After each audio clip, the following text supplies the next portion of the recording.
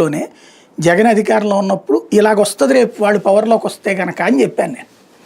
అదే జరుగుతుంది. వీళ్ళు పవర్లో ఉంటేనేమో జనం దొంగలు, ఏది ఎగ్గొట్టించుకున్న వాళ్ళు, డబ్బులు లాస్ అయినటువంటి వాళ్ళు. అదే వీళ్ళు పవర్లో లేకపోతే కనుక వాళ్ళు బాధితులు. ఈ సహజంగా జరిగే ప్రక్రియ కాబట్టి మీడియా మన చేతిలో ఉంటుంది కాబట్టి జరిగిపోతుంది అదంతా కూడా.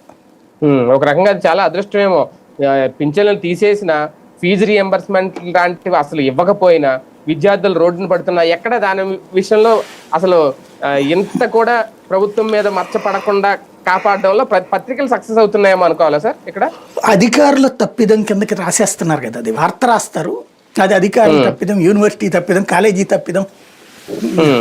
జగన్ ఉంటే గనక ఇంకా రాక్షసంగా ఉండేది, ఇప్పుడు కొంచెం తక్కువ రాక్షసంగా ఉందని రాస్తున్నారు కదా. సమస్య ఇక్కడ నన్ను అడిగితే వాళ్ళకంటే కూడా ప్రతిపక్షం ఫెయిల్యూర్ అంటారే. ఏదో ర్యాలీగా ఒకటి కాదు, నువ్వు విద్యార్థులకు సంబంధించినటువంటిది ఇది ఉంది. అరే ఇప్పుడు ఇంత నష్టపోతుంటే రోడ్డు ఎక్కాలి కదా, స్టూడెంట్స్ యూనియన్స్ ఏం చేస్తున్నాయి, ప్రతిపక్షం ఏం చేస్తుంది, నీ ఆందోళనలు ఏ స్థాయిలో ఉండాలో తేలేదాకా పోరాటం చేయాలా.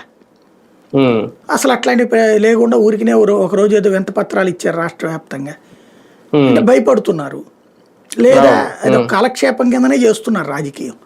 సీరియస్గా పబ్లిక్ ఎఫర్ట్ కోసం చేస్తున్నటువంటి పరిస్థితి వైసీపీకి లేదు.